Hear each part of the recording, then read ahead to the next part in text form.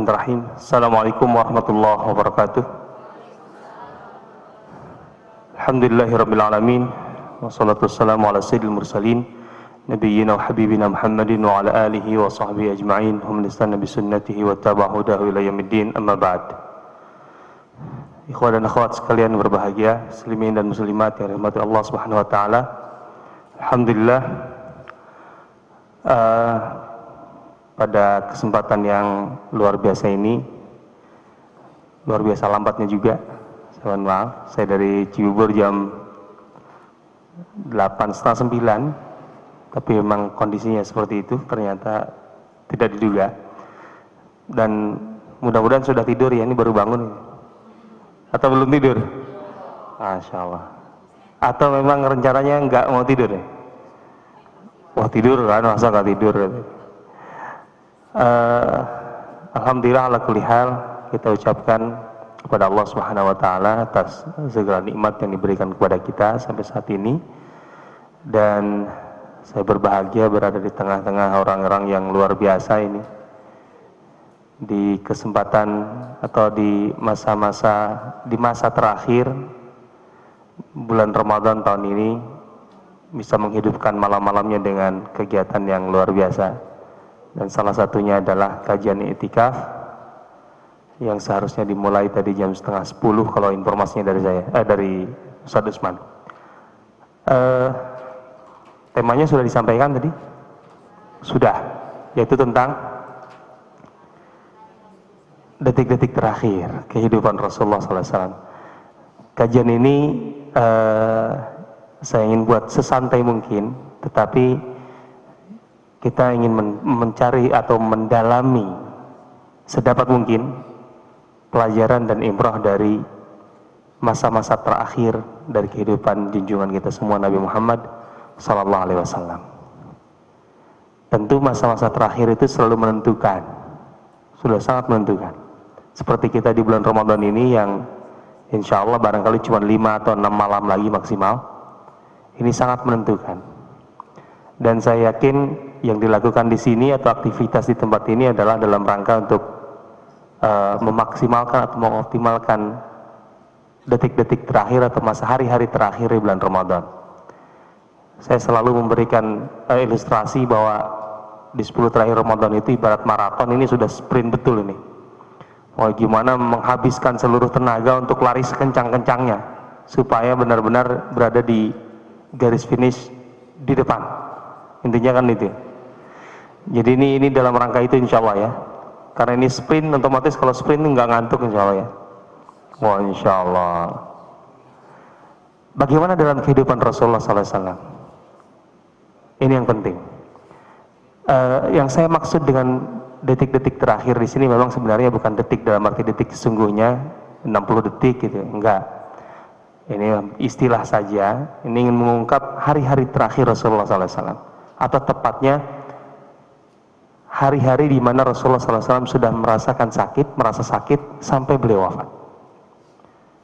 Barangkali saya mulai dengan pertanyaan dulu yang sederhana. Ini yang ikhwah ada berapa orang nih kira-kira jumlahnya? Banyak gak? Kenapa banyakkan akhwat, ibu-ibu dan muslimat ini ketimbang yang ikhwan? Ada alasan yang jelas gak? Hah?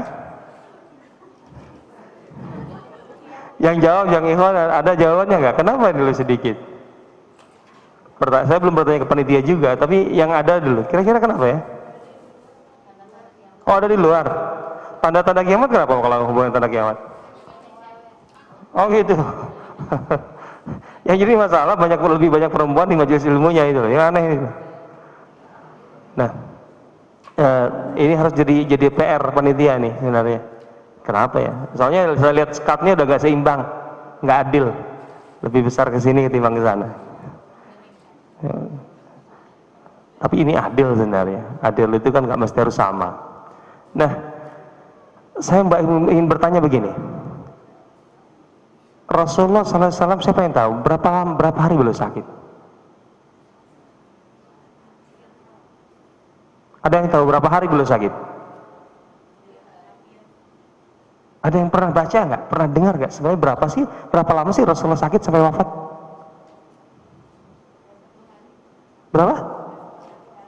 Enggak sempat 1 hari sakitnya. Cepat amat. Terlalu cepat lah sakit Rasulullah 1 hari. Wah, mulai naik tawarannya. Berapa? Ini ya, selain tebak-tebakan, ada yang pernah mendengar berapa lama? Wah, ini bisa jadi ilmu baru di malam hari seperti ini. Rupanya belum tahu Rasulullah sakit. Itu artis yang sakit siapa hari ini? Nggak tahu. Nggak update ya. Allahu Akbar. Ini kekurangan kita maksud saya. Semua kita insya Allah mengidolakan Rasulullah ya, betul ya? Mengidolakan Rasulullah kan? Itu harus bahkan. Itu bukan pilihan, itu harus. Laqad kana lakum fi Rasulillahi uswatun hasanah. Kalau kita tidak menjadikan Rasulullah sebagai idola, akan ada idola lain dalam hidup kita, dan itu bahaya. Harus Rasulullah nomor 1. Rasulullah menyatakan, Rasulullah itu dalam hal ini Rasulullah meminta kok. Rasulullah minta kepada umatnya, la yu'minu ahadukum hatta akuna ahabba ilaih. Iman kalian nggak benar sampai kalian menjadikan aku orang yang paling kalian cintai dari siapapun. Ini Rasulullah minta, nggak bisa ini, bukan tawaran ini, bukan pilihan. Artinya ketika kita mengidolakan Rasulullah SAW, seharusnya tentu selayaknya orang yang kita idolakan, kita harus tahu seluk-beluk hidupnya beliau. Setidaknya yang jelas-jelas saja dulu gitu. Yang jelas-jelas saja dulu. Masalahnya yang jelas-jelas saja banyak yang tidak ketahui. Nah, ketika termasuk yang saya tanya ini, berapa hari sih Rasulullah SAW sakit sebenarnya? Sekarang pertanyaannya supaya mudahkan, artinya kita berikan clue lah. Rasulullah wafat itu hari apa? Hari Senin. Nah, bagus ini, karena ini disepakati oleh semua ahli riwayat, ahli sejarah bahwa Rasulullah sakit itu hari Senin, meninggal itu hari Senin, ingat ya. Nah, Rasulullah mulai sakit hari apa? Nah, ini artinya dari sini kan ketahuan nanti akan berapa hari. Rasulullah mulai sakit hari apa? Enggak ketahui rupanya. Hah? Pas khutbah apa? Khutbatul Wada, khutbah Jumat. Benar ada khutbah Jumat. Rasulullah kapan khutbah Jumat waktu sakit? Haji Wada, ya Allah jauh sekali. Haji Wada bulan apa? Haji Wada bulan apa kira-kira? Bulan Zulhijjah. Rasulullah meninggal bulan apa? Rabiul Awal, jauh sekali. Sudah sakit. Lah itu hari apa? Bukan.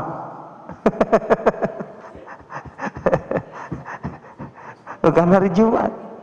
Enggak, itu 5 hari sebelum beliau wafat. Kalau 5 hari sebelum beliau wafat berarti hari apa? Kamis paling, atau Rebo. Orang wafatnya hari Senin gitu. Itu dalam riwayat Aisyah sangat jelas, bi khamsi yaumin qabla wafatihi, 5 hari sebelum wafat. Itu jelas bahasanya. Berarti setidaknya dari sini dah di bawah 5 nggak mungkin sakitnya. Berarti di atas 5 hari. Kira-kira berapa hari? 1 minggu. Enak sekali.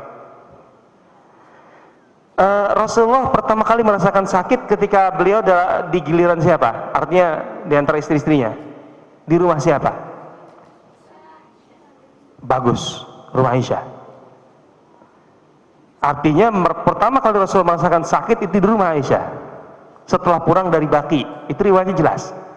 Jadi Rasulullah itu malam-malam ke Baqi, kemudian mendoakan para sahabat yang sudah meninggal di Baqi. Itu ditemani oleh seorang pelayannya, dan kemudian Rasulullah berkata kepada pelayannya, pelayanku begini, aku sebenarnya ditawari oleh Allah untuk hidup lebih lama, menikmati hidup ini, artinya dapat kenikmatan duniawi, kemudian masuk surga, bertemu Allah. Pilihan kedua, aku langsung meninggal, artinya tanpa merasakan balasan kenikmatan duniawi dari semua jerih payah beliau, kemudian otomatis langsung juga ketemu Allah Subhanahu wa taala. Pelayan itu bilang, "Ya Rasulullah, pilih yang pertama saja." Pilih yang pertama. Itu kan pilihan yang wajar dan tidak salah. Emang salah? Kalau salah doa kita salah loh. Doa kita kan apa? Ya Allah, panjangkan umurku, lapangkan rizkiku, masukkan aku dalam surga. Kan itu. Bukannya begitu doa kita? Salah nggak doa itu? Enggak, benar. Doa itu benar kok. Kita minta dipanjangkan umur, terus beramal soleh, kehidupan nikmat, gitu kan, rezeki luas, kemudian masuk surga. Itu tidak salah, itu bagus. Tapi bagi Rasul itu tawaran rendah. Gitu. Ada tawaran yang lebih bagus, langsung meninggal dan masuk surga tanpa mendapatkan nikmatan dunia. Makanya pelayan itu bilang, ya Rasulullah, pilih yang pertama. Enggak, aku pilih yang kedua. Nah, sepulangnya dari peristiwa ini, ketika Aisyah kemudian mengadu kepada Rasulullah, ya Rasulullah, kok aku sakit kepala ya? Bal ana ya Aisyah, justru aku Aisyah sekarang. Warasah, kok sakitku, kepalaku sakit ya? Nah gitu. Kan di situ kemudian ada canda yang luar biasa. Artinya ada apa namanya, dialog yang luar biasa suami istri itu.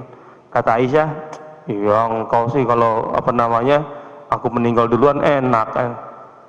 Kata Rasulullah, emangnya engkau tidak berpikir bagaimana kalau saya engkau meninggal duluan? Bukankah aku yang akan memandikanmu, aku yang akan mengurusmu, dan aku yang akan memasukkanmu ke dalam lahat, dan aku mendoakanmu? Kan itu luar biasa. Siapa yang tidak mau begitu? Siapa yang tidak mau Rasulullah yang memasukkan jasanya ke dalam lahat dan kemudian mendoakannya? Pasti surga kan? Ya iyalah. Berkali-kali peristiwa seperti itu. Artinya dalam riwayat disebutkan berkali-kali dalam peristiwa yang berbeda. Jadi Rasulullah SAW langsung turun ke liang kubur dan kemudian memasukkan sahabatnya yang meninggal dan kemudian mendoakannya. Ketika melihat itu, sahabatnya yang meriwayatkan, ya laitani, andai saja aku yang terbujur ke aku di sana. Tapi tidak, coba bayangkan, didoakan Rasulullah. Siapa yang nggak mau? Udah pasti surga. Nah Rasulullah bilang gitu. Aisyah, terus apa yang masalahnya kalau aku meninggal duluan? Kan nggak masalah. Apa kata Aisyah? Sambil rada cemberut lah tentu Aisyah. Kalau aku duluan meninggal, baru saja engkau kuburkan aku, di sini engkau sudah ke istrimu yang lain. Cemburunya tinggi gitu. Tapi dicanda intinya sih di situ. Nah, tapi ini betul tadi bahwa untuk pertama kalinya Rasulullah SAW sakit itu ketika di giliran hari Aisyah. Nah, itu ya pertama. Yang penting kemudian, saya ingin tetap ke pertanyaan pertama dulu lah. Saya hanya ingin mengatakan bahwa seorang idola harus pantas lah kalau kita ketahui tentang beberapa hal tentang kehidupannya. Apalagi kehidupan yang saya anggap sangat penting, karena dalam 10 hari itu persoalan besar-besar disampaikan oleh Rasulullah SAW. Masa kita tidak tahu? Saya sudah bongkar tadi ya, berapa hari? Jadinya berapa? Gimana 10 hari itu muncul? Daripada lama-lama nanti ya nggak bisa waktu. 10 hari itu muncul gimana? Bagus. Pertama kali Rasulullah SAW sakit di rumah Aisyah, di giliran Aisyah, dan kemudian meninggal pun juga di giliran Aisyah. Kenapa jadi 10? Berapa istri Rasulullah waktu itu? 9. Berarti jadi berapa hari? 10 dong. Pertama di Aisyah, terakhir di Aisyah. Istrinya totalnya 9 plus 1 berarti 10 berarti. 10 hari maksudnya. Berarti 10 hari Rasulullah SAW sakit. Pertanyaannya, kok lama ya Rasulullah sakit? Kan beliau ini Nabi, manusia yang paling dicintai Allah Subhanahu Wa Taala, kekasih Allah Subhanahu Wa Taala. Kok sakitnya lama ya untuk meninggalnya? Jangan terlalu mudah menganggap meninggal yang mendadak itu bagus. Tidak semuanya bagus.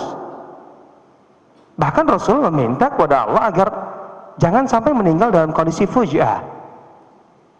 Fujiah itu meninggal mendadak, karena tidak ada persiapan, tidak ada kesiapan untuk taubat.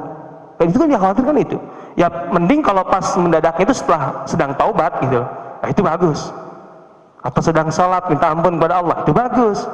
Ya kalau mendadaknya nggak jelas gitu. Terus belum sempat wasiat, kalau dia punya utang juga belum tertulis, dan lain sebagainya. Jadi jangan anggap mandi mendadak itu otomatis baik ya. Rasulullah sendiri tidak mendadak meninggalnya. 10 hari, sakitnya 10 hari. Itu penting bagi kita dari segi fikihnya. Dan kemudian yang harus kita ketahui, dalam 10 hari itu sakit Rasulullah sangat luar biasa. Artinya jangan anggap ringan ya sakitnya Rasulullah itu. Ibnu Mas'ud dalam satu riwayat datang menjenguk Rasulullah, kemudian meraba tubuh Rasulullah. Kok terkejut dia? Panas di tubuh Rasulullah itu sangat luar biasa panas, sampai dia kaget ketika menyentuh. Ya Rasulullah, mahadha, kenapa begini? Maka Rasulullah menjawab, inni u'ak kama u'aku rajulani minkum. Ketika aku sakit, aku merasakan sakit itu 2 kali lipat, sama dengan 2 orang di antara kalian. Jadi sederhananya kalau kalau kita biasanya kalau sakit panas demam itu 40 derajat ke 80 derajat lah, sederhana gambarannya. Tapi ya belum tentu begitu. Tapi intinya penderitaan 2 orang digabung menjadi 1, ya kira-kira gimana pun juga pasti berat sekali. Jadi sama-sama orang sakitnya sakit berat gitu loh, dua-duanya panas, digabung menjadi 1 dirasakan 1 orang, gimana rasanya? Berat sekali, sangat berat. Ibnu Mas'ud saja sampai terkejut. Apa kata Rasulullah SAW? Yaitu, aku sakit itu 2 kali lipat. Tapi Ibnu Mas'ud paham, ya Rasulullah, apakah dengan begitu kemudian pahalamu 2 kali lipat dari orang biasa?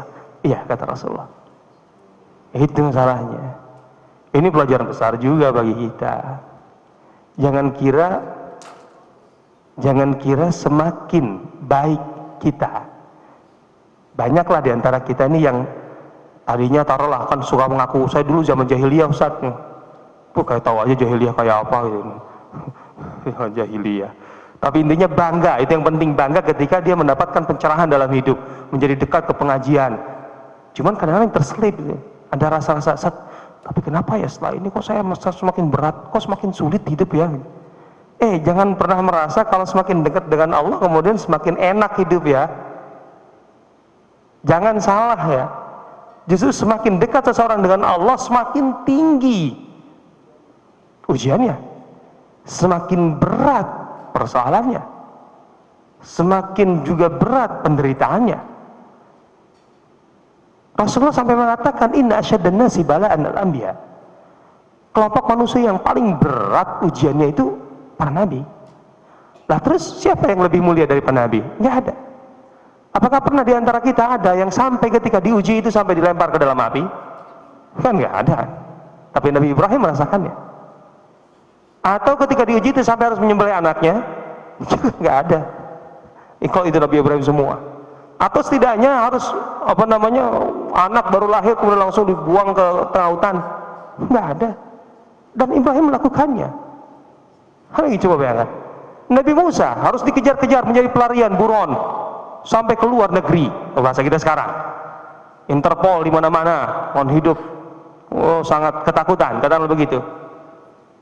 Sampai ketemu dengan orang soleh itu dan kemudian menjadi mertuanya, sampai dia mengatakan, la takhaf, jangan takut, engkau sekarang di tempat yang aman. Setelah kemudian mendapatkan keamanan, dapat keluarga, diperintahkan, Fir'aun itu penguasa yang tidak tanding waktu itu, dia sudah menjadi tiran, Tohut, datang ke Firaun sana, sampaikan kepada dia, engkau salah. Coba bayangkan, emang mudah itu? Emang mudah kita datang kepada seorang penguasa terbesar di dunia, katakanlah begitu, kemudian mengatakan engkau salah nih, keluargamu 1, 2, 3, kan gitu. Kata Firaun, kamu itu siapa sih? Coba kita baca surah Syiar. Kamu itu alam nurabbika fina walida. Engkau itu waktu bayi kami kok yang ngurus. Well, apalagi udah gitu tuh. Engkau waktu bayi kami yang ngurus, sampai kamu gede, gitu kan? Kamu itu darah dagingmu itu dari kami itu, karena aku, kan gitu. Musa berargumentasi. Terus kalau begitu itu jadi alasan kamu untuk menyiksa orang-orang itu, Bani Israel itu, untuk kamu berbuat zalim. Siapa yang sanggup begitu? Bahkan dari orang yang terpinggirkan, yang ini kemudian ketika datang langsung harus berhadapan. Tidak mudah. Nabi Musa aja tidak mudah. Sampai-sampai minta, ya Allah, aku mohon asisten Harun, afsahum lisana, dia lebih dalam berdialog, berretorika dia lebih bagus dari aku.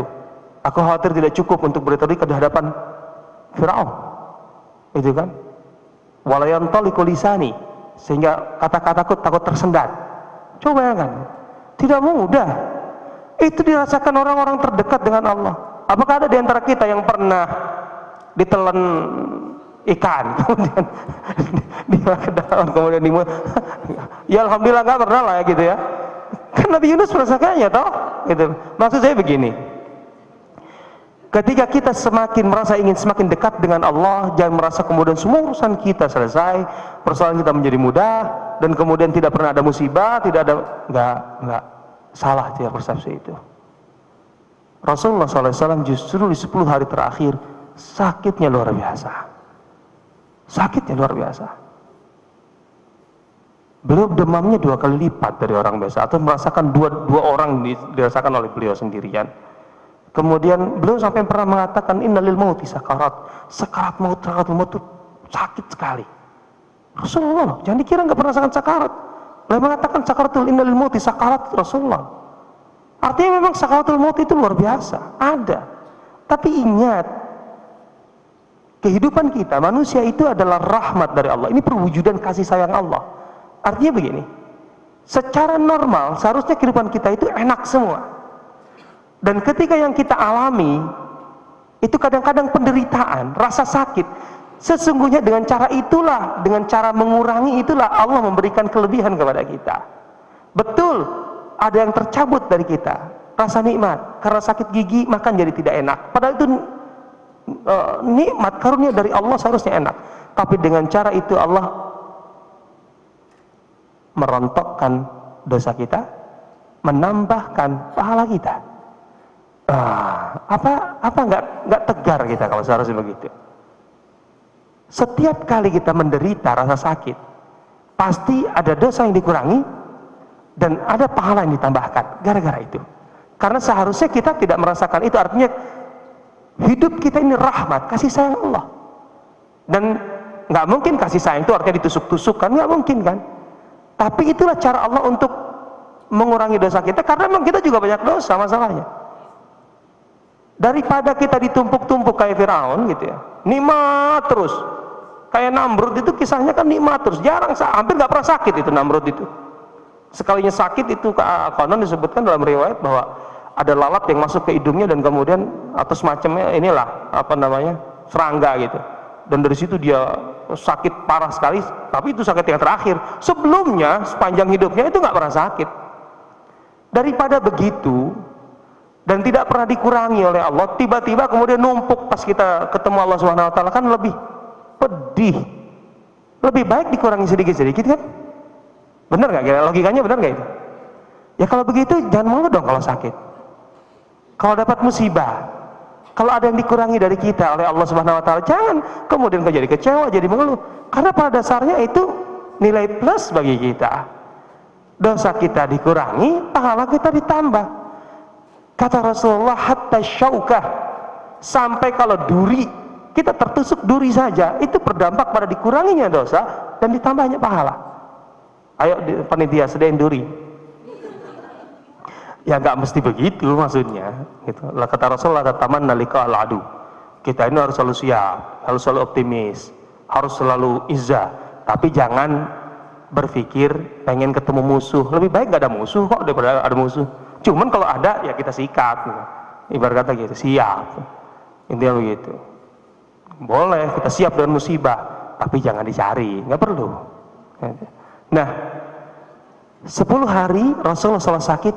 Kira-kira apa yang dilakukan Rasulullah, apa yang disampaikan Rasulullah? Ada yang punya gambaran?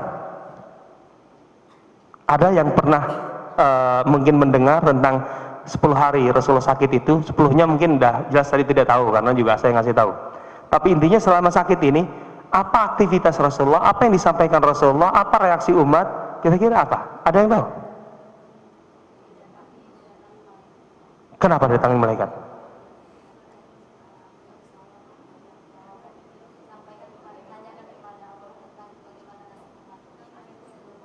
Tentang nasib umatku sebelum, maksudnya Rasulullah minta kepada Jibril agar bertanya kepada Allah tentang nasib umatnya.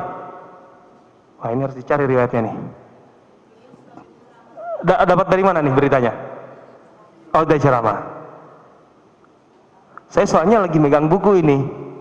Buku saya itu judulnya Al-Ayyamul Akhirah min Hayati Rasulillah sallallahu alaihi wasallam. Hari-hari terakhir dalam kehidupan Rasulullah. Jadi ini 240 halaman membahas tentang 10 hari itu. Jadi kira-kira saya belum nemukan gitu loh yang itu gitu loh. Makanya dapat dari mana kira-kira ya? Di 240 halaman nggak ada, berarti ada yang tempat lain. Ya nggak apa-apa kalau memang ada gitu. Cuman masalahnya kalau ceramah doang nggak dikasih tahu sumbernya. Yang lain. Al-Kahfi ayat terakhir tentang apa nih?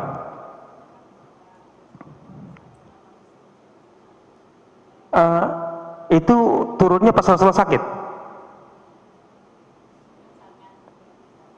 Oh, kalau bacaan kali lain. Ini berarti bukan turunnya berarti.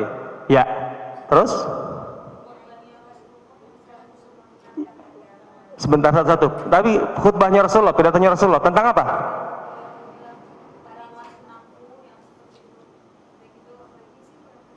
Tentang sunnah.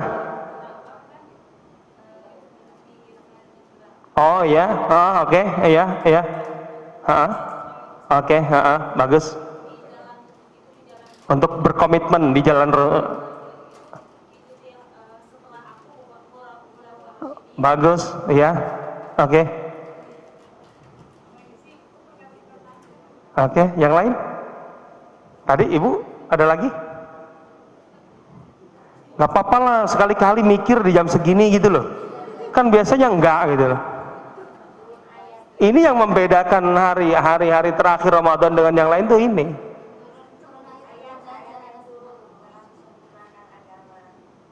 Oh, itu di Haji Wada. Pas Haji Wada itu 2 bulan setengah sebelumnya. Pas bukan sakit-sakit. Lain-lain. Minta istrinya menyedekahkan sisa hartanya. Luar biasa. Terus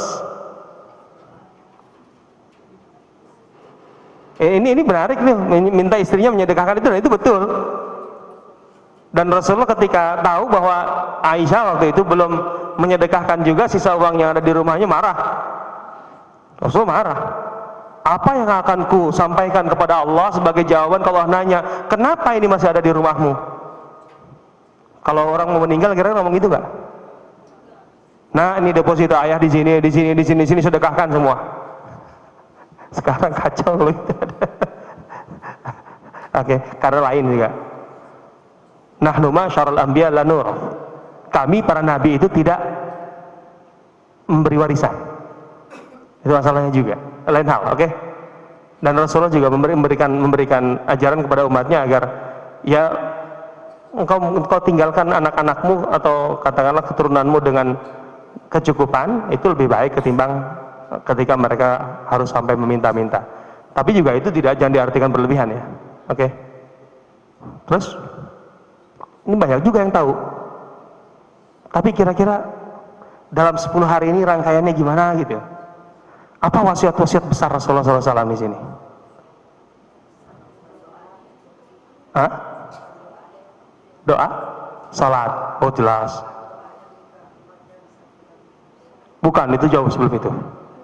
Sebelum itu.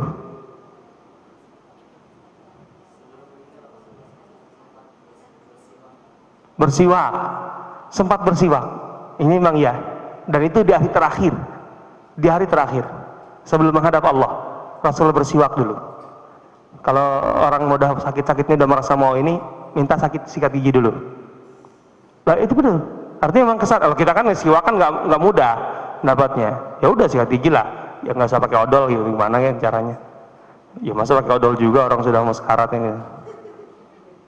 Susah. Kumurnya susah. Kalau siwak kan nggak perlu kumur. Ini menarik. Coba kita sedikit saja ya, karena waktunya pasti juga terbatas. Intinya di 10 hari terakhir ini, karena memang Rasulullah itu punya semacam bukan sekedar firasat, punya informasi ya. Artinya memang malaikat itu datang setidaknya dari riwayat yang ada, setidaknya 3 kali. Malaikat itu datang kepada Rasulullah dan memberikan pilihan tadi. Engkau masih mau hidup lebih, artinya ditambah umurmu dari yang semestinya, dan kemudian merasakan nikmat dunia, kemudian meninggal dan bertemu Allah Subhanahu wa taala tentunya, atau umurmu seperti semula, ketetapan Allah semula tidak diubah, artinya engkau tidak sempat merasakan kenikmatan dunia sedikit pun, sebagai balasan kalau bahasa kita yang wajar atas jerih payah Rasulullah SAW menyampaikan risalah Allah Subhanahu wa taala. Jadi sama sekali tidak merasakan dan langsung bertemu Allah Subhanahu wa taala. Itu setidaknya 3 kali. Setidaknya 3 kali. Pada Rasulullah SAW. Jadi Rasulullah sudah tahu memang pada dasarnya ajalnya tiba. Cuman yang tidak tahu persisnya jam berapa, hari apa, beliau tidak tahu. Intinya begitu. Cuman kalau memang sakit itu beliau akan meninggal, makanya semua pernyataan-pernyataan Rasulullah di masa itu lebih kurang sebagai ucapan selamat tinggal kepada para sahabatnya. Ini yang luar biasa kan di sini sebenarnya. Dan ketika Rasul ingin meninggalkan umatnya dalam posisi sudah tahu mau meninggalkan mereka, maka pesan-pesannya adalah pesan-pesan sangat dahsyat, yang sangat-sangat dahsyat, luar biasa, mengingatkan umatnya. Dan di sini ini bukan sebagai reward sih, tapi ya, harus diketahui saja lah, bukan karena memang akhwat lebih banyak, tapi harus ketahui lah oleh kaum laki-laki bahwa Rasulullah itu diantara yang beliau pesankan itu, kan beliau menitipkan Ansar, artinya kepada muhajirin kalian harus memperhatikan Ansar itu. Terus kemudian Rasulullah minta perhatikan arikaakum, budak-budak kalian, orang-orang yang lemah, gitu kan. Itu Rasulullah punya wasiat khusus. Dan kemudian perempuan, wanita, istri, ini wasiat Rasulullah loh, jangan macam-macam. Artinya perempuan itu termasuk yang menjadi bagian dari pesan Rasulullah SAW kepada laki-laki. Hati-hati dengan perempuan, perlakukan dengan baik. Itu wasiat Rasulullah. Artinya kalau macam-macam pada istri berarti mengabaikan wasiat Rasulullah. Seharusnya bangga kan? Bangga kan ibu-ibu? Ya akhwat bangga kan? Rasulullah berpesan loh agar akhwat itu atau perempuan itu diperlakukan sangat luar biasa. Dan ini artinya memang kalau seandainya kan melanggar wasiat itu nggak boleh, apalagi wasiat Rasulullah dilanggar. Ini berat artinya, sangat berat. Nah, jadi banyak masalah besar. Tapi coba kita ungkapkan dalam sebuah alur saja ya. Maksud saya supaya kita lepas saja dari 1, 2, 3 nanti karena terlalu banyak.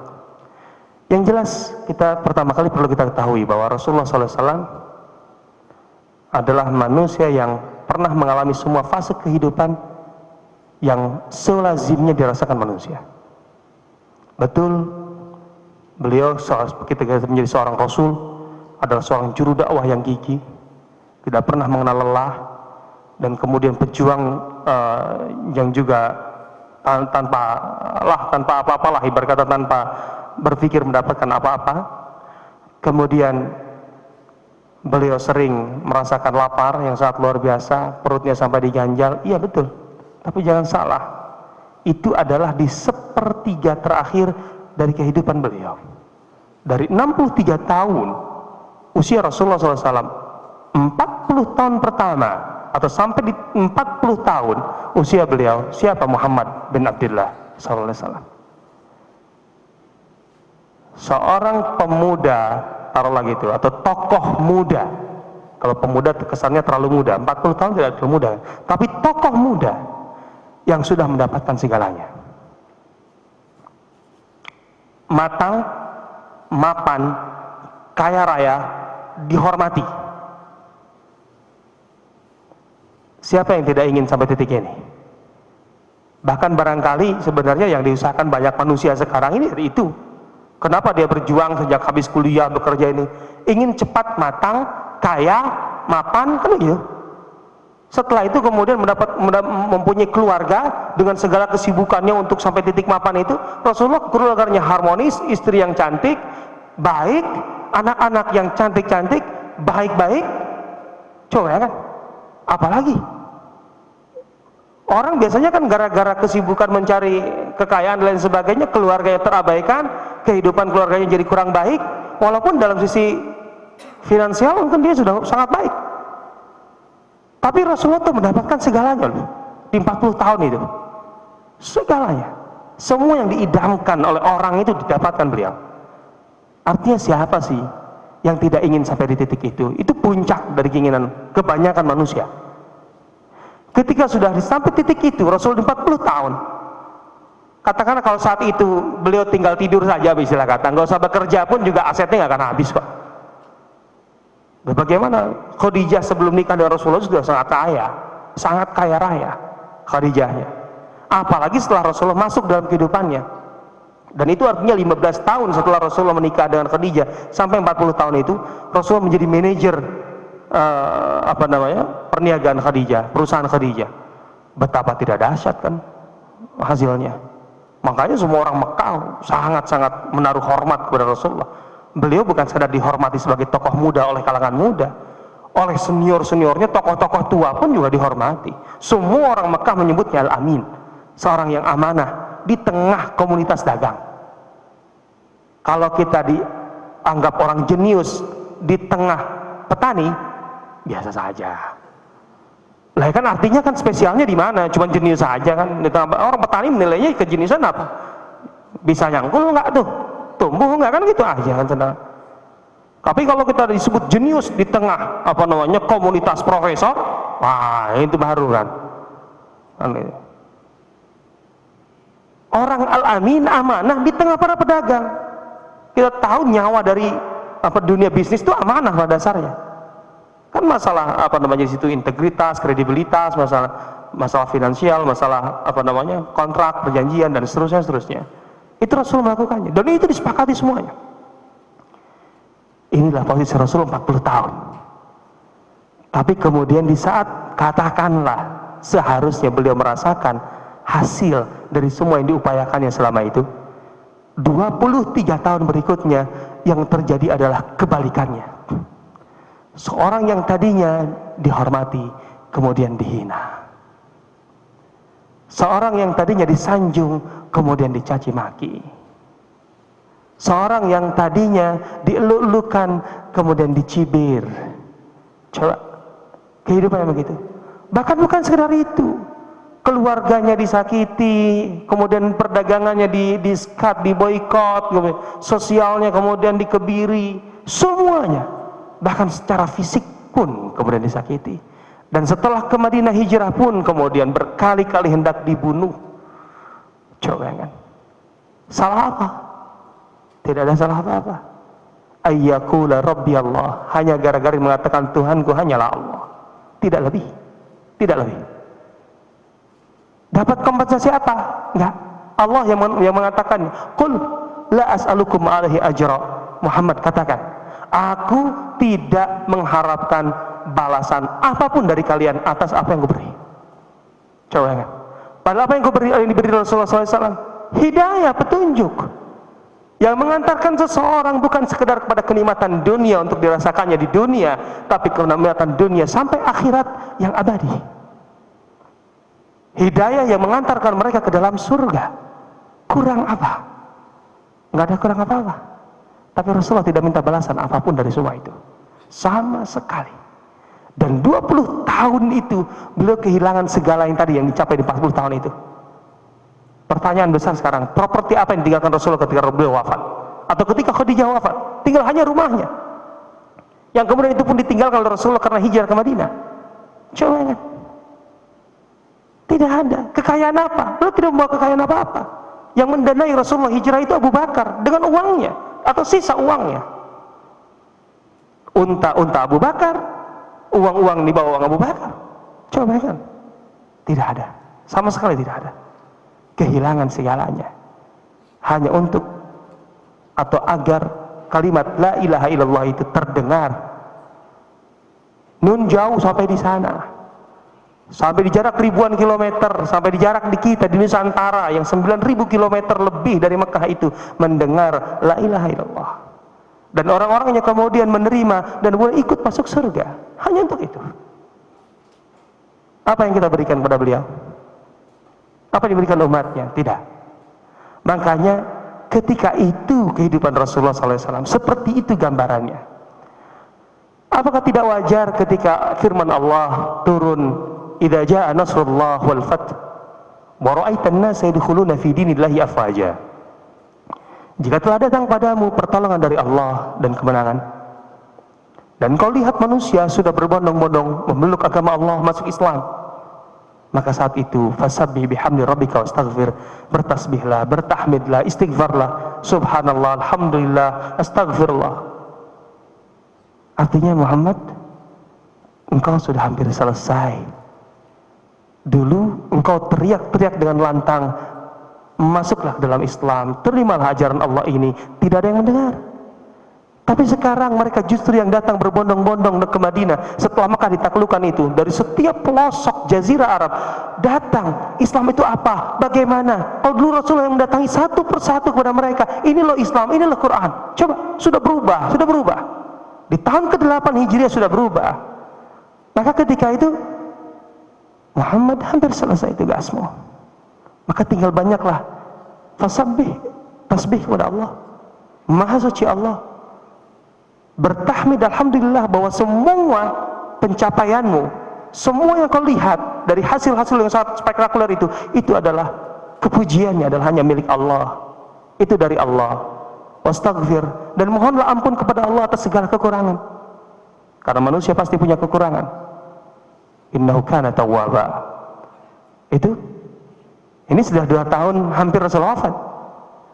Kemudian di Haji Wada 2 bulan lebih Rasulullah sebelum wafat turun, al-yauma akmaltu lakum dinakum wa atmamtu alaikum ni'mati wa raditu lakumul Islam madina. Hari ini agamamu telah kusempurnakan. Sudah selesai.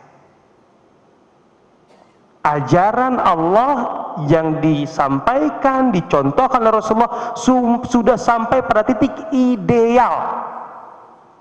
Sudah ideal.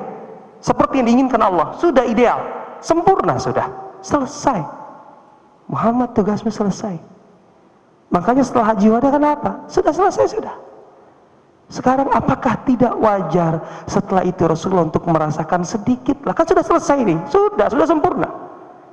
Untuk sedikitlah merasakan nikmatnya dunia lah sebelum bertemu Allah Subhanahu wa taala. Ditambah sedikit umurnya, taruhlah berapalah, entah berapa tahun kan. Intinya merasakan balasan lah di dunia sebelum mendapatkan balasan di akhirat. Karena itu pasti bagi Rasulullah tentunya. Kalau Allah memberinya kebahagiaan dalam arti materi di dunia, itu tidak akan mengurangi sedikit pun dari apa yang didapatkannya di akhirat. Sama sekali. Sama sekali.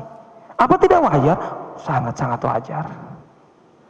Tapi ketika malaikat datang, dan saya katakan tadi 3 kali, sebelum sakit, dan di tengah sakit, dan di hari terakhir atau bahkan di saat-saat terakhir sebelum menghembuskan nafas terakhir, sebelum nyawanya dicabut, malaikat masih datang dan memberikan tawaran itu 3 kali. Muhammad, aku datang dari Tuhan membawa pesan pilihan. Engkau pilih, tambah umurmu, rasakan kenikmatan dunia dan kemudian bertemu dengan Allah, atau langsung bertemu dengan Allah tanpa merasakan apapun. Aku memilih yang kedua. Itu yang pertama beliau hanya sampaikan kepada Aisyah sebelumnya, kemudian kepada pelayannya. Yang kedua beliau sampaikan dalam pidato 5 hari sebelum wafat, artinya di tengah-tengah beliau sakit. Dalam riwayatnya, dalam riwayat Bukhari, Muslim dan sebagainya, Rasulullah itu keluar gara-gara, maksudnya keluar rumah, memaksakan diri keluar rumah. Beliau sudah terbaring payah waktu itu. Gara-gara Abu Bakar dan Abbas itu keliling-keliling di sekitar Madinah dan melihat ke perkampungan-perkampungan Ansar, mereka banyak sedang berkumpul tapi dalam kondisi murung, bahkan sebagian menangis. Ketika ditanya, "Mayyubkikum, apa yang buat kalian menangis?" Apa kata mereka? "Dzakarna majlisana min Rasulillah sallallahu alaihi wasallam." Kami teringat dengan saat-saat kami masih bisa duduk satu majelis bersama Rasulullah sallallahu alaihi wasallam. Sekarang tidak bisa. Beliau terbaring. Nangis mereka gara-gara itu. Mereka tidak bisa lagi duduk bersama Rasulullah mendengarkan ujangannya, nasihatnya, arahannya dan sebagainya. Beliau sudah terbaring saat itu. Maka kemudian Abbas datang menjenguk Rasulullah, "Rasulullah, ini Ansor begini. Kata Rasulullah apa? Ayo, kalau begitu cari 7 air, 7 ember air kalau bahasa kita. Min sab'ati abarin syatta, dari 7 sumur. Jangan macam-macam ya. Kemudian sampai 7 kembang, 7 apa, enggak sampai ke situ. Rasulullah hanya ingin barangkali di situ hanya untuk merasakan rasa air yang berbeda-beda supaya tubuhnya terasa lebih kuat. Kemudian kata Aisyah, maka kami dudukkan Rasulullah SAW di satu tempat duduk khusus, dan kemudian kami siram beliau dengan air itu. Sababna, gitu loh. Jadi disiram betulan sampai Rasulullah merasa agak enakan. Maka kemudian Rasulullah SAW keluar dengan diapit oleh Abbas dengan Ali, dan beliau memakai mengikat kepala karena memang sakit sekali kepalanya. Itu kemudian sampai duduk di mimbar, di mimbar. Jangan salah ya, mimbar itu nggak seperti kita kayak podium gitu. Mimbar itu seperti tangga, sehingga semakin tinggi semakin kelihatan orang yang ada di mimbar, dan kemudian duduk. Kata Rasul kemudian, halumu ilayya, ayo kumpul. Maka para sahabat itu kumpul. Disitulah Rasulullah berbicara. Banyak yang dibicarakan, diantaranya perhatikan Ansar.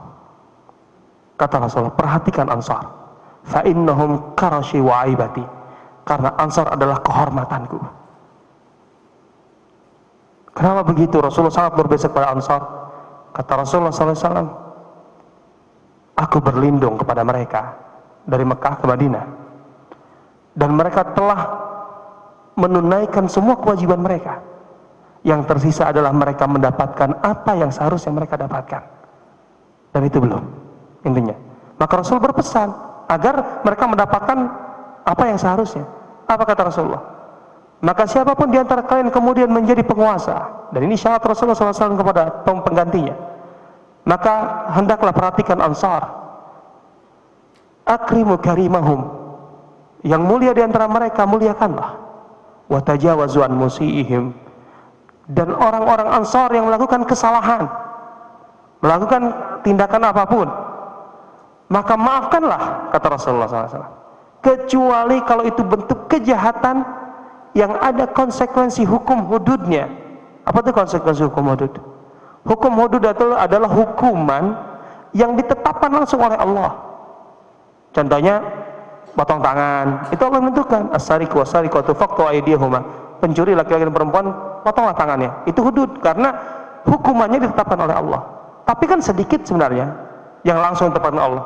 Kan zina dan sebagainya itu kan ditetapkan Allah ya. Kemudian minum khamar, kemudian qisas.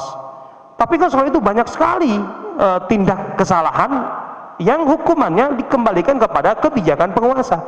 Kalau kesalahan Ansar itu di luar kategori hudud, maafkanlah. Coba ya, wasiat Rasulullah. Kenapa begitu? Kata Rasulullah tadi, Ansar itu sudah menunaikan segala kewajibannya, tinggal mendapatkan apa yang seharusnya mereka dapatkan. Ansar itu, kata Rasulullah, an-nasu yakthurun wa yakil ansar. Semua orang akan bertambah jumlahnya semakin banyak, sementara Ansar akan berkurang. Kenapa? Ansar itu sangat komitmen dengan keansarannya. Kami adalah pembela Allah, pembela agama Allah. Maka dalam setiap persoalan yang dihadapi kaum muslimin, Ansar selalu berada di garis depan untuk berkorban dan memberi harta dan nyawa. Di semua peperangan yang diikuti Rasulullah SAW, kalau kita hitung, yang paling banyak gugur itu adalah Ansar. Dan setelah Rasulullah wafat pun, contohnya dalam perang Murtad, perang Riddah, yang paling banyak gugur itu adalah Ansar. Itu Ansar itu luar biasa. Komitmennya kepada Rasulullah untuk menjadi Ansar, kunu Ansar Allah, menjadi Ansar Allah itu luar biasa. Maka kata Rasulullah, ketika manusia akan terus bertambah, kelompok-kelompok lain akan bertambah, Ansar itu akan terus berkurang. Sampai-sampai, kata Rasulullah memberikan ilustrasi, Ansar di tengah manusia itu seperti garam dalam makanan. Berapa banyak sih porsinya garam dalam makanan? Gak mungkin banyak kan? Kalau banyak gak enak.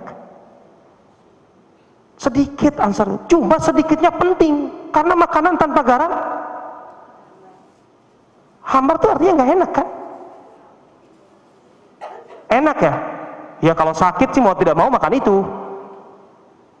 Biasanya kan orang sakit dia sakitnya sakit hipertensi kan dihindarkan dari itu kan, dari garam. Iya, pada saat dia pengen, cuman karena sakit aja nggak boleh. Artinya Rasulullah ingin menggambarkan apa? Ansar itu memang tidak akan seberapa dibanding yang lain. Sedikit. Akan terus sedikit. Cuma sedikit itu penting karena sangat menentukan cita rasa dari semuanya. Tanpa Ansar nggak ada apa-apanya. Luar biasa itu. Itu Rasul menggambarkan itu. Itu salah satu contoh yang dibahasakan Rasulullah SAW. Kemudian Rasulullah mengatakan, setelah itu, setelah Ansar itu, beliau mengatakan, inna abdan khayyarahullah, seorang hamba, bilang ada seorang hamba yang diberi pilihan oleh Allah baina ayyutiyahu min zahratid dunya ma syaa wa baina ma indah. Diberi pilihan Allah antara dua. Yang pertama, mendapatkan kenikmatan dunia, materi. Dan itu terserah, gitulah. Artinya dibebaskan apa saja. Dan kemudian otomatis setelah itu dia masuk surga. Dan pilihan yang kedua, antara yang kedua, yaitu tidak mendapatkan apa-apa dan langsung mendapatkan balasannya di sisi Allah. Maka hamba itu memilih yang kedua. Ketika Rasul mengatakan ada hamba, ada orang, seakan-akan Rasulullah sedang menceritakan yang lain. Makanya dalam riwayat ini para sahabat itu tidak ngeh bahasa kita. Mereka semua diam. Ya Rasulullah sedang bercerita kok, ada hamba, ada orang, kecuali satu, Abu Bakar. Kecuali Abu Bakar. Ketika Rasulullah mengatakan itu, meledaklah tangisan Abu Bakar. Langsung menangis. Ketika Rasulullah mengatakan ada seorang hamba diberi pilihan Allah antara mendapatkan kenikmatan dunia dan kemudian masuk surga dan bertemu Allah, dengan tanpa mendapatkan apa-apa dan langsung bertemu dengan Allah, maka dia milih yang kedua, langsung menangis. Dan apa yang dikatakan Abu Bakar? Fadainaka bi abaina wa ummahatina. Ya Rasulullah, kami rela menebusmu dengan ayah-ayah kami dan ibu-ibu kami. Kami lebih sudi ayah-ayah kami dan ibu-ibu kami, bukan sekedar ayah dan ibunya, kami semua yang meninggal, yang kemudian dicabut nyawa oleh Allah ketimbang kau yang dicabut nyawa oleh Allah. Ini bukan pernyataan yang berlebihan dari seorang Abu Bakar. Ini adalah iman dan ini yang seharusnya. Karena tadi saya katakan bahwa Rasulullah meminta kepada kita, kita harus menjadikan beliau orang yang paling kita cintai ketimbang siapapun, termasuk diri kita sendiri. Dan ini bukan sebuah pilihan, ini harus. Kalau iman kita benar, yaitu kita harus menjadikan Rasul orang yang paling kita cintai. Maka ini adalah fikih Abu Bakar. Ini bukan berlebihan. Abu Bakar betul menyatakannya dengan emosinya sekaligus dengan ilmunya. Fadainaka bi abaina wa ummahatina. Kami lebih rela orang-orang tua kami, ayah-ayah dan ibu-ibu kami yang dicabut oleh Allah nyawa mereka ketimbang kau. Sambil menangis mengatakan itu. Para sahabat waktu itu terkejut, yang lain. Kenapa Abu Bakar ini? Rasul kan bercerita ada orang. Tapi kenapa? Seakan-akan artinya mereka belum nggak waktu itu. Sampai kemudian mereka memberikan pengakuan. Ternyata yang dimaksud oleh Rasul ada seorang hamba itu adalah dirinya sendiri. Dan ternyata kata mereka, di antara kami yang paling mengerti tentang diri Rasulullah adalah Abu Bakar. Mendengar Abu Bakar menangis, maka Rasulullah berkata, la tabki. Abu Bakar, jangan menangis. Kemudian Rasulullah berkata kepada para sahabatnya, sahabat-sahabat, ketahuilah, orang yang paling baik dan berjasa padaku, persahabatannya, hartanya, di antara semua orang adalah Abu Bakar. Tidak ada yang melebihi dia. Kalau bukan karena Allah telah memilihku menjadi khalilnya, dan aku boleh menjadikan seseorang di antara manusia jadi khalilku, maka Abu Bakar adalah khalilku. Apa itu khalil? Khalil itu dalam hidup kita menganggap seseorang, satu orang saja, tidak boleh dua. Dia adalah aku adalah dia. Itu khalil. Dan di antara manusia Hanya Ibrahim dan Rasulullah SAW yang secara langsung Allah memilihnya menjadi khalilnya. Ibrahim Khalilullah, sebagaimana Rasulullah adalah Khalilullah. Karena Allah yang menetapkannya. Maka Rasulullah tidak bisa lagi untuk menjadikan manusia sebagai khalilnya. Kalau kata Rasulullah, aku menjadikan manusia menjadi khalil, maka Abu Bakar orangnya. Tapi nggak bisa, karena Allah telah menjadikanku sebagai khalilnya. Maka yang tersisa bagi Abu Bakar adalah ukhuwatul Islam, persaudaraan dan mawaddah, kasih sayang. Kan gitu. Makanya kemudian kata Rasulullah, semua pintu yang mengarah ke masjid harus ditutup, kecuali pintu rumah Abu Bakar. Jelas. Rasulullah SAW sampai berkata begitu pada Abu Bakar, dan memberikan satu gambaran kepada para sahabat tentang status Abu Bakar, posisi Abu Bakar. Di tengah-tengah kondisinya beliau yang seperti itu, sakit, parah, dan hampir meninggal. Dan ini menunjukkan sebuah pengakuan bahwa Abu Bakar sangat mengerti tentang Rasulullah SAW, tentang pesannya, perasaannya. Sehingga ketika Rasul mengatakan ada seorang hamba, Abu Bakar langsung nangis. Tahu, itu Rasulullah SAW. Ini yang kedua. Yang ketiga, kapan Rasulullah didatangi malaikat? Yang ketiga diriwayatkan Aisyah. Kita tahu, tadi saya katakan bahwa Rasulullah meninggal di rumah Aisyah dan di hari Aisyah, di pangkuan Aisyah. Selama sakit itu Aisyah merawat Rasulullah SAW, dan kalau bahasa kita meruqyah lah. Hari terakhir itu seperti biasa Aisyah mau meruqyah, tapi Rasul dengan isyarat yang menolak. Hari itu Rasul sudah tidak bisa berkata-kata. Kan tadi hanya ada seorang adiknya Aisyah yang datang bawa siwak, Rasulullah dengan isyarat matanya saja Aisyah tahu, engkau menginginkan siwak ya Rasulullah. Rasulullah memberikan tanda dengan matanya. Aisyah paham. Ini kelebihan Aisyah. Di antara semua istri-istri Nabi, yang paling mengerti bahasa tubuh Rasulullah adalah Aisyah, ketika sehat ataupun sakit. Makanya wajar yang merawat Rasulullah adalah Aisyah, paling mengerti bahasa tubuh Rasulullah SAW. Kalau kita pernah tahu ketika kan tahu ya, ada kubu-kubuan dalam kelompok istri Rasulullah itu. Ada kelompok Zainab binti Jahas dan kelompok Aisyah. Zainab itu pesaing luar biasa itu, dalam hal yang normal, masalah cemburu. Iya, Zainab itu pernah menyerang karena cemburu, menyerang Aisyah, bla bla bla bla bla bla bla. Aisyah menunggu, Zainab kepleset, ku balas. Kalau bahasa kita gitu. Betul, Zainab kepleset, terlalu berlebihan. Dan Aisyah cukup melihat wajah Rasulullah. Wajah Rasulullah ini mengizinkan dia membalas atau enggak. Rasulullah tidak berkata apa-apa. Tapi ketika Aisyah membaca roman muka Rasulullah, langsung dia balas. Gitu kan? Dia tahu Rasulullah boleh membalas, karena kan sudah berlebihan. Kan itu. Ini Aisyah, maksud saya ini sangat mengerti. Makanya kenapa Rasulullah minta dirawat di rumah Aisyah? Karena paling mengerti juga Aisyah. Paling mengerti bahasa tubuh Rasulullah adalah Aisyah. Dan kenapa Aisyah itu sangat dicintai oleh Rasulullah, itu diantaranya itu. Coba kalau istri sangat mengerti bahasa isyarat suami. Tadi saya udah bela akhwat, sekarang saya bela ikhwan kan. Ya proporsional aja.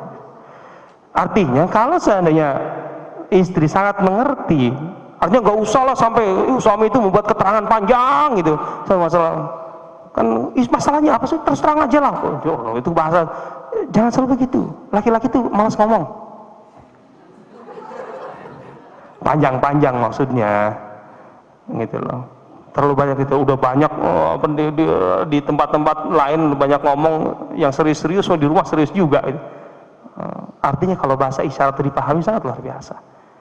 Artinya para ulama mengatakan begitu. Apa yang membuat Rasulullah begitu sangat mencintai Aisyah, diantaranya faktor itu. Aisyah itu sangat mengerti bahasa isyarat Rasulullah SAW. Di antaranya, tentu itu bukan satu-satunya.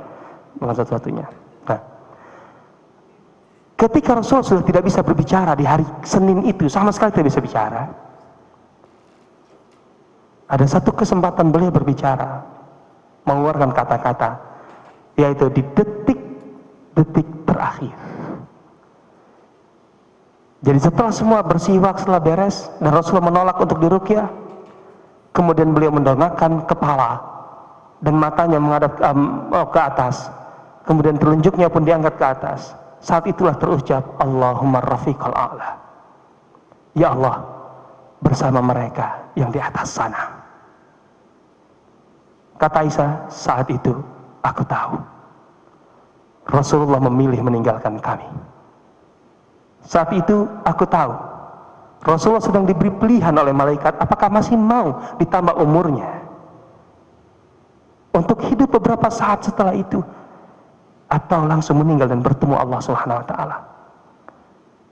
Dan aku tahu Rasulullah memilih bersama orang-orang yang sudah mendahulunya.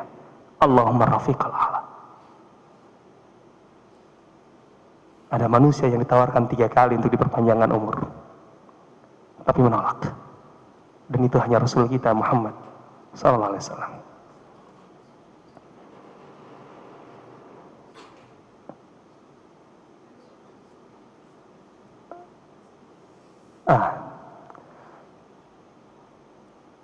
Akhwat sekalian dan ikhwah yang berbahagia, Rasulullah SAW di saat-saat sakit itu, sebelum sampai titik tadi, di antara salah satu pesannya yang disampaikan ketika beliau sedang berpidato, ini riwayatnya banyak, riwayat Bukhari, Muslim dan lain-lain. Rasulullah SAW menyampaikan satu hal yang penting untuk umatnya, yaitu bahwa ketika Rasulullah SAW dalam posisi sudah menyampaikan pesan terakhir dan ingin mengucapkan selamat tinggal, beliau masih mengatakan, wa ana baina aidikum, dan aku akan mendahului kalian di hari kiamat nanti. Wa faratukum 'alal haud, aku akan lebih dulu dan menunggu kalian di telagaku.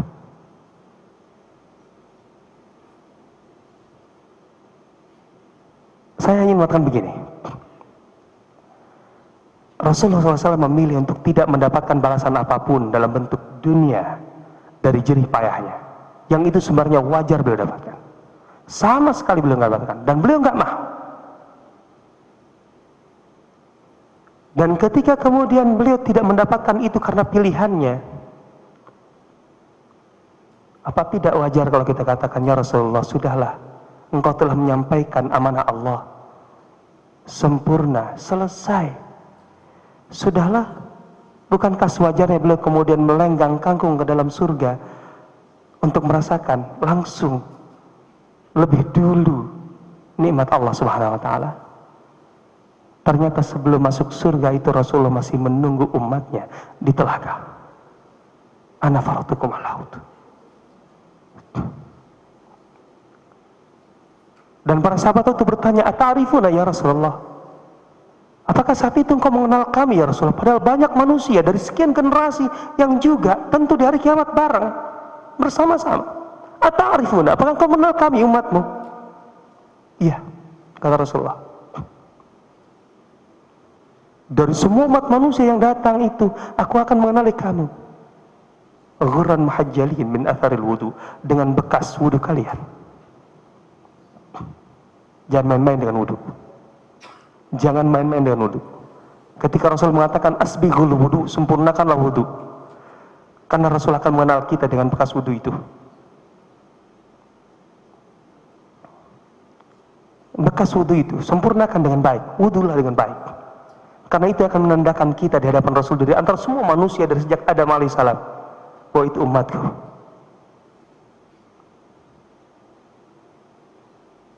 Kenapa Rasulullah sampai setitik itu? Kenapa sejauh itu? Kenapa tidak memilih untuk sedikit mendapatkan balasan dari Allah? Jawabannya adalah iman. Iman. Tidak ada yang lain. Rasulullah SAW pernah bermimpi masuk surga berkali-kali, sering kali. Banyak sekali riwayat yang menyebutkan Rasul bercerita kepada para sahabatnya tentang surga setelah beliau mimpi dibawa masuk surga. Pernah suatu ketika beliau masuk surga, Surga Aden bisa dibaca banyak di bagian terakhir dari Riyadhus Shalihin. Surga yang sangat indah, kata Rasul, sangat-sangat indah. Sampai di suatu tempat aku melihat dari situ ada bukit yang lebih tinggi dan di atasnya terlihat sosok bangunan yang tersamarkan, barangkali oleh kabut lah kalau gitu, samar, tapi kelihatan sangat-sangat indah. Aku tertarik sekali karena dari tadi keliling-keliling di Aden. Aku berkata kepada Jibril bahwa aku masuk ke dalamnya. Kata Jibril, tidak, itu tidak. Kenapa? Itu rumahmu. Rasulullah dibuat penasaran supaya imannya semakin tinggi, penasaran semakin tinggi. Kenapa surga itu disebut jannah dalam Al-Quran? Karena jannah itu pada dasarnya dengan kosakatanya jannah itu membuat penasaran. Masalahnya nggak tahu bahasa Arab sih, jadi nggak penasaran. Coba yang tahu bahasa Arab, kenapa jannah? Kenapa nggak yang lain? Kata yang lain, hadikoh kayak apa kek? Sekarang kalau orang Arab nyebut taman-taman yang indah tuh hadikoh. Padahal jannah itu lebih indah. Karena buat penasaran. Di mana titik penasarannya? Di titik jannahnya itu. Falamma janna alaihi lail, ketika malam sudah mulai gelap. Di titik kegelapannya, di titik yang tersembunyinya. Jannah itu mengandung unsur yang tersembunyi. Artinya keindahan surga yang digambarkan oleh Allah kepada kita melalui wahyunya, bahwa surga itu begini, itu sebenarnya yang hanya untuk menjadi stimulus, untuk menjadi perangsang awal saja. Oh bagus ya, ada sungainya, di lembah-lembahnya ada sungai-sungai yang mengalir, yang membelah, air lah, susu lah, khamar lah, semuanya bisa diminum, semuanya halal, luar biasa. Madu lah, kemudian buah-buahnya ranum dan sebagainya. Kemudian duduk di dipan-dipan, kemudian ada pelayan-pelayan keliling, kemudian pohonnya menjulur sendiri, bisa dipetik saat itu juga, langsung minum, makan fresh, nggak perlu formalin dan lain sebagainya. Istilah kita kan sekarang. Itu semua baru stimulus saja, luaran saja. Karena keindahannya di mana? Di jannahnya itu tersembunyi. Di balik itu masih ada yang jauh lebih indah, itu maksudnya. Kan fiha ma la ainun ra'at wala udhunun sami'at wala khatara ala qalbi bashar. Di surga itu pada dasarnya ada yang tidak pernah terlihat oleh mata, ada yang tidak pernah terdengar oleh telinga, dan tidak pernah terbetik dalam hati keindahannya seperti apa. Jadi yang kita dengar beritanya, yang kita lihat mungkin ilustrasinya, itu belum seberapa. Itu aja sudah luar biasa. Tapi keindahannya di tersembunyi itu. Maka ketika Jibril mengatakan, enggak, yang ini enggak boleh masuk gitu. Itu rumahmu. Kan Rasul semakin penasaran, semakin tinggi imannya. Itu mimpi. Tapi di luar mimpi, Rasulullah pernah dipaparkan surga di hadapan beliau ketika beliau dalam keadaan sadar. Bahkan satu tangkai anggur pernah disodorkan kepada Rasulullah ketika beliau sholat. Riwayatnya jelas sahih. Rasul ketika sholat belum menjulurkan tangannya ke depan, para sahabat menjulurkan tangannya ke depan. Setelah selesai Rasul berkata, kenapa kalian menjulurkan tangan ke depan? Kami melihat engkau menjulurkannya, ya kami juga menjulurkan. Dikira itu gerakan baru dalam sholat. Rasulullah enggak. Tadi ketika aku sholat, terpapar di hadapanku surga, dan satu tangkai anggur menjulur di hadapanku, dan hampir aku petik. Cuman kurungkan niatku, biar itu untuk nanti. Kalau seandainya aku jadi petik, kalian bisa makannya. Ini real, nyata. Bisa memakannya, bayangkan saja. Pernah begitu. Bahkan Rasulullah pernah dibawa masuk surga. Dalam arti yang sesungguhnya. Dalam peristiwa Mi'raj, kalau kita baca hadis Mi'raj, jelas. Dalam riwayat, dalam redaksinya, summa udkhiltul jannah. Kemudian aku dibawa masuk ke dalam surga. Dan para ulama menyebutkan bahwa Mi'raj itu bukan sekedar ruh Rasulullah, tapi juga jasad dan ruh.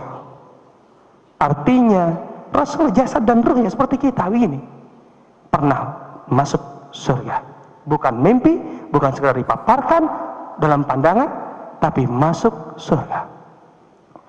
Artinya tentang surga itu kenikmatannya, Rasul itu bukan sekedar ilmu yaqin, bukan sekedar ilmu pengetahuan, kalau kita baru tahap itu.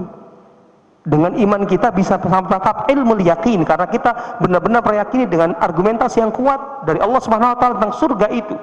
Walaupun masih banyak yang belum sampai titik itu. Saya yakin kalau sampai titik itu, sampai ilmu yakin saja kita, nggak pernah ada yang berpikir dua kali untuk meluruskan apa sih yang saya miliki nih. Semua yang di tangan saya ini, ada yang butuhkan sini. Ini semua dibanding dengan surga nggak seberapa. Kalau memang sampai titik itu, ya setidaknya kayak para sahabat lah. Kayak Miqdad, contohnya Miqdad itu dulu seorang yang lemah, tertindas di Mekah, tapi kemudian ke Madinah umurnya panjang sampai dunia Islam di zaman Khulafaur Rasyidin, Umar terutama, itu makmur sekali. Dia nangis. Aku teringat dengan Mus'ab. Dia lebih dulu masuk Islam. Dia dalam kondisi yang sangat luar biasa, lagi perih-perihnya dia meninggal. Dia menghadap Allah dengan segala kondisinya itu. Sementara aku sekarang sudah mendapatkan kenikmatan. Aku takut ini adalah bagian dari balasan yang didahulukan, sehingga berkurang nanti balasanku di hadapan Allah. Itu Miqdad. Gara-gara dia kaya di akhir-akhir hayatnya, Miqdad itu punya kebiasaan yang aneh. Kalau bahasa kita, dia taruh guci di bagian depan rumahnya, dia isi tiap hari uang. Kalau ada pengemis, peminta-minta dan sebagainya, nggak usah ngetok pintu deh, masuk aja di bagian depan itu, ambil dari guci itu, silahkan. Kebiasaan setiap hari itu begitu dia. Kalau ya memang sekarang masalahnya juga masyarakatnya juga nilainya nggak seperti itu. Kalau zaman dulu ya pengemisnya juga ngambil seperlunya, kalau sekarang gucinya yang diambil.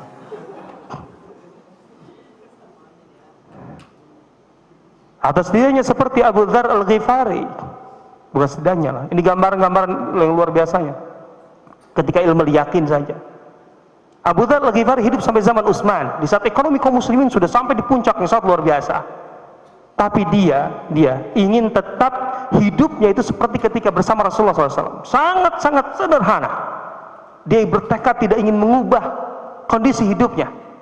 Artinya memang dia miskin itu jadi pilihan, tapi bukan berarti selalu tidak punya, enggak. Dia tinggal di Robadah, di tempat yang sangat terpencil. Ketika seorang datang ke rumahnya tidak ada perabotan yang layak. Tidak wajarlah sebagai rumah. Tidak ada perabotan, tidak ada perlengkapan. Di tengah kondisi ekonomi kaum muslimin yang sudah memuncak, tinggi sekali kesejahteraan. Maka orang itu bertanya, Abu Dzar, mana perabotan rumahmu? Apa jawabannya?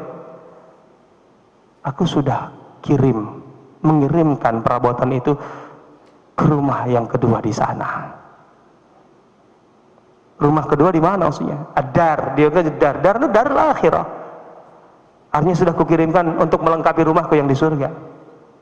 Coba, ilmu yakinnya itu loh, sampai titik. Artinya ketika dia punya uang pun dia tidak boleh perabotan. Ngapain sih? Udahlah, seperlunya saja. Yang lain-lain saya kirimkan. Ngapain ditumpuk-tumpuk guci di rumah itu? Ada 5 di pojok-pojok, ngapain sih? Nyempitin aja. Coba jual, kemudian kirimkan guci itu ke surga, melitiki apalah gitu namanya. Tapi intinya begitu lakukan. Orang itu bukan mengkritik, tapi kan sewajarnya lah orang hidup rumah tangga ada perabotannya. Apa kata Abu Dzar?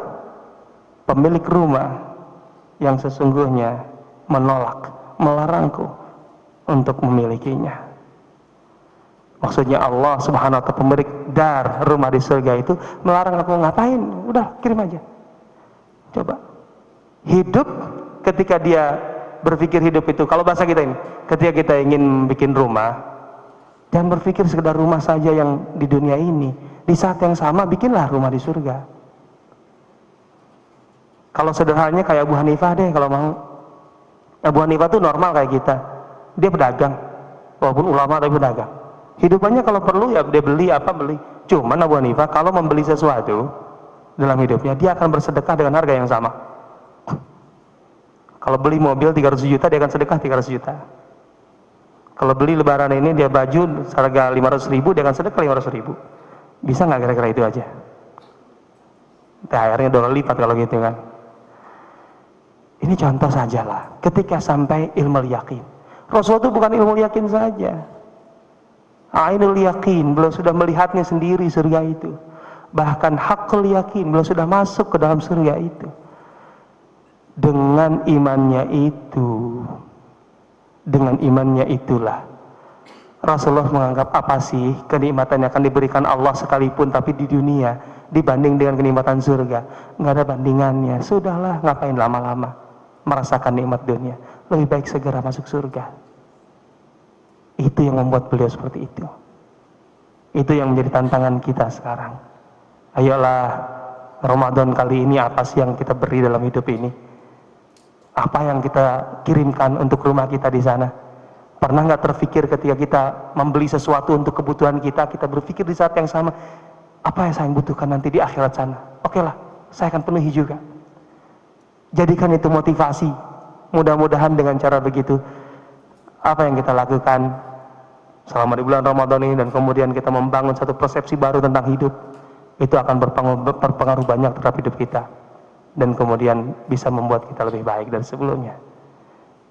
Ikhwan akhwat sekalian, barangkali ceritanya disudahi dulu saja karena cerita panjang, yang diceritakan juga baru sedikit, tapi mudah-mudahan itu ada pelajaran dan ada hikmah yang diambil oleh kita semua. Saya tidak menceritakan semua tentang detik-detik akhir dari kehidupan Rasulullah, masih banyak sebenarnya, tapi garis besarnya dalam bentuk alur tadilah yang ingin saya sampaikan. Mudah-mudahan itu pun sudah memberikan sesuatu. Dan saya kembalikan kalau begitu kepada pembicara. Tadi ada pembicaranya kan? Ustaz Usman. Fadhal Ustaz. Apakah ada pertanyaan atau tidak ini? Oh ada. Silakan. Iya, langsung saja bagi teman-teman yang ingin bertanya, silakan. Pertanyaan jangan berat-berat ya, ini udah setengah 12, jam 12.